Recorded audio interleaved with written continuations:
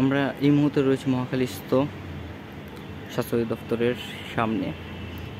এখানে আন্দোলন চলাকালীন সময় দুর্বৃত্তদের হামলায় স্বাস্থ্য শিক্ষা অধিদপ্তরের মহাপরিচালকের গাড়ি সহ সামনে উপস্থিত অসংখ্য গাড়ি ক্ষতিগ্রস্ত হয়েছে।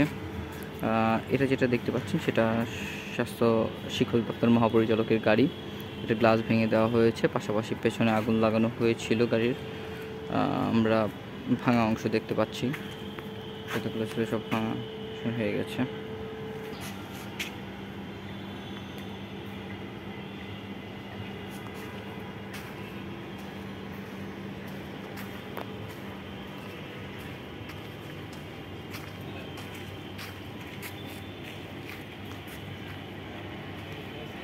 সামনে থাকা প্রায় 23টি গাড়ি সবগুলোকে পুড়িয়ে দেওয়া হয়েছে।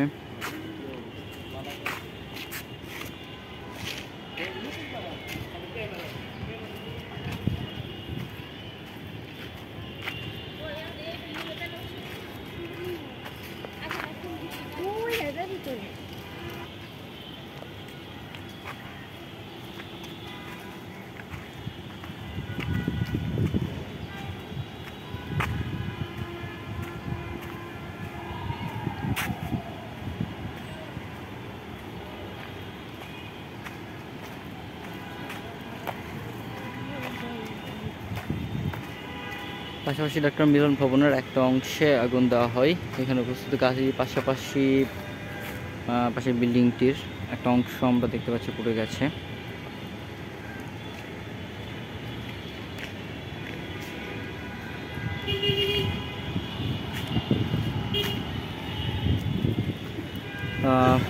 গাড়ি পুড়িয়ে দেওয়া ছাড়াও স্বাস্থ্য অধিদপ্তরের সিল দেওয়া বেশ কিছু গাড়ি ভাঙচুর করা হয়েছে এবং নিঃসন্দেহের চেষ্টা করা হয়েছে।